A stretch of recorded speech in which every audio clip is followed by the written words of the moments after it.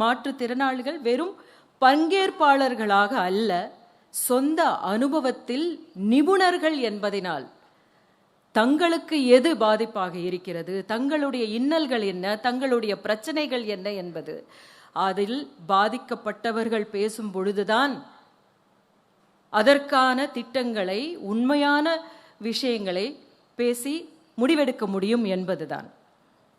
பாதிக்கப்பட்டவர்களால் வழிநடத்தப்படும் வரை இந்த ஆதரவு, நாம் காண்பித்து கொண்டிருக்கிற இந்த ஆதரவு முழுமையடையாது என்பதை முழுமையாக நம்பி இருக்கிற நமது முதலமைச்சர் திரு மு.க. ஸ்டாலின் அவர்கள் இந்த ஒரு முன்னெடுப்பை எடுத்திருக்கிறார் என்று புரிந்து கொள்வதில் மிக மிக நெகிழ்ச்சியாக போனேன்.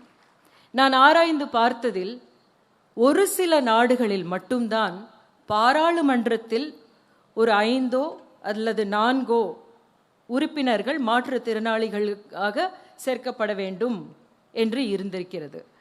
அதில் ஒருவர் பெண் ஆக இருக்க வேண்டும் என்று. அதை எப்பொழுது அமல்படுத்த முடியும் என்று தெரியவில்லை. ஆனால் அதற்கு எல்லாவற்றிற்கும் ஒரு ஆரம்ப புள்ளியாக தமிழ்நாட்டில் முன்னெடுக்கப்பட்டிருக்கிறது என்பது எப்பொழுதும் வரலாறு பேசும் என்று நாம் நினைவில் கொள்ள வேண்டும். புரிதலும் பேசவும் சமத்துவமான பகிர்தலும் எப்படி சாத்தியமாகும்?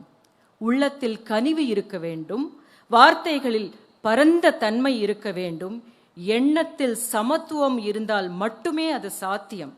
அதற்கெல்லாம் ஆணி வேராக இருக்க வேண்டியது அன்பு. நாம் அன்பு செய்வதற்காக பிறந்தவர்கள்தான் என்று பாரதியார் சொல்கிறார்.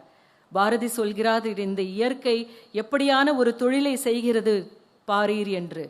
அன்பு செய்தல் என்கிற ஒரு தொழிலை தான் இந்த இயற்கை செய்கிறது என்கிறார். இந்த இயற்கையிடம் நாம் கற்றுக்கொள்ள வேண்டும் என்று சொல்வது என்னவென்றால், அன்பு செய்தல் மட்டுமே நமது தொழிலாக இருக்க வேண்டும் என்று. அன்பு செய்தல் மட்டுமே தனது தொழிலாக கொண்டிருக்கும் இந்த முதலமைச்சர் அவர்களை வாழ்த்தி வணங்குவதில் மிகப்பெரிய பெருமை அடைகிறேன்.